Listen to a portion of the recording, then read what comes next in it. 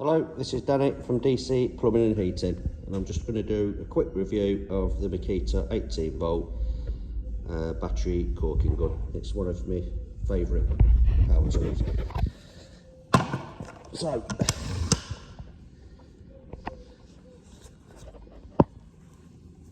tube goes in like so.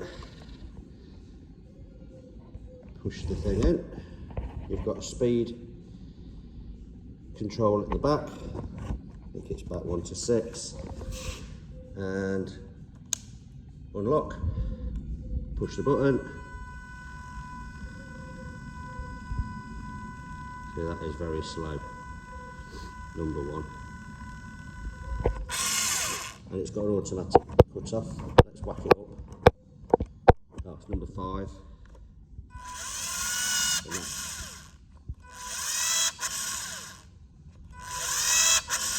Well, it's saying it's too fast. There's a light comes on, there's too much pressure on it. So we'll turn it down a bit. Number 3. And you can save yourself a lot of time. You haven't got to keep stopping and pumping. It makes for a nice, neat. Oops. Nice, neat silicone bead.